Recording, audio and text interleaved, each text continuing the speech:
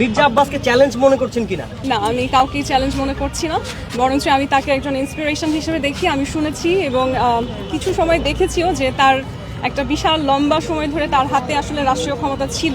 তো সেই জায়গায় তার কি কি ভুল ছিল, তার কি কি ভালো ছিল, কি লিমিটেশনের কারণে উনি আসলে বাংলাদেশের চিত্র পাল্টাতে পারেননি, সেখান থেকে শিক্ষা নিয়ে আমি চেষ্টা করব আমার সময়ে যেন আমি সেই ভুলগুলো অ্যাভয়েড করতে পারি এবং যেই জায়গায় আমি তার কমতি দেখব সেই জায়গাতে আমি এক্সট্রা এফোর্ট দিতে পারি। আমি কোনোভাবেই তাকে চ্যালেঞ্জ হিসেবে দেখি না, আমি তাকে ইন্সপিরেশন হিসেবে দেখি। আপনার প্রতিদ্বন্দ্বীরা তো একটু শক্তিশালী, সেক্ষেত্রে আপনার নির্বাচনী প্রচারণায় এবং প্রতিশ্রুতিতে কিছু ভিন্নতা থাকবে কিনা? নির্বাচনী প্রচারণায় ভিন্নতা আনার সবাই চেষ্টা করে সবসময়, আমরাও চেষ্টা করব। তবে আমার মেইন উদ্দেশ্য হচ্ছে কি, দেখেন, এটা একটা পারফরমেন্স আর্ট না।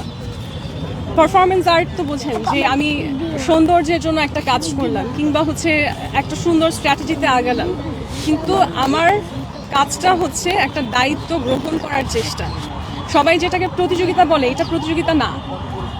প্রতিযোগিতা মানে কি, আপনি যে কোনো মূল্যে জিততে চান, এটা সেই প্রতিযোগিতা না। ন্যাশনাল ইলেকশন হচ্ছে জনতার প্রতিনিধি চুজ করা, জনতার প্রতিনিধি, এটা একটা দায়িত্ব নেওয়া। সেখানে যে সবচেয়ে বেশি আগ্রহ দেখাচ্ছে, যে মানুষের কাছে যাওয়ার সবচেয়ে বেশি এফোর্ট দিচ্ছে, সেই মানুষটাকে আসলে সবার উচিত বাছাই করে নেওয়া।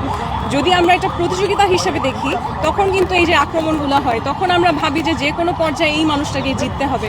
আমি সেটাকে প্রতিযোগিতা হিসেবে দেখছি না। আমি এই দায়িত্বটা গ্রহণ করতে চাই, স্বচ্ছতার সাথে নিতে চাই এবং আমার মানুষ যদি সেটা আমি বিশ্বাস করাতে পারি, তাহলে ইনশাআল্লাহ আমি দায়িত্বটা পাবো।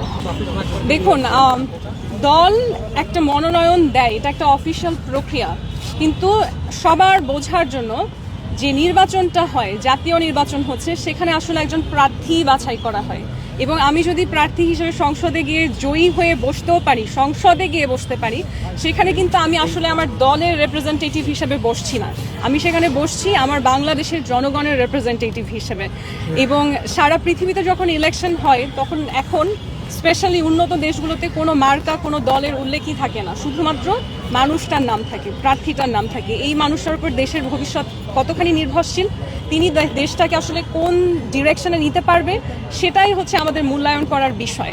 দলের একটা আলাদা শক্তি থাকে, যেমন দলের একটা জনবল থাকে, দলের একটা অফিস থাকে, দলের একটা পরিচয় থাকে। এই জিনিসগুলো অবশ্যই একটা ভালো রিসোর্স।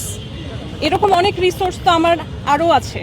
আমার যে কূটনৈতিক পরিচয় বা আমার যে ইন্টারন্যাশনাল কানেকশন, সেগুলো আমার এক একটা রিসোর্স। এগুলোকে আমি দেশের স্বার্থে কিভাবে ব্যবহার করব, কিভাবে নিয়োগ করব, সেটাও ডিপেন্ড করে আমি মানুষ হিসেবে কেমন তার উপরে। অনেক ভালো দল থেকে, অনেক বিশাল শক্তিশালী দল থেকেও এমন প্রার্থী আসতে পারে যেই প্রার্থী আসলে দুর্বল। আবার যে কোনো সাধারণ দল থেকেও এমন প্রার্থী আসতে পারে যিনি মানুষ হিসেবে হচ্ছে গিয়ে শক্তিশালী। তো আমার কাজটা হচ্ছে মানুষ হিসেবে, প্রার্থী হিসেবে আমার মানুষের মধ্যে আস্থা তৈরি করা। আর দলের প্রতি আমার আপাতত আস্থা আছে।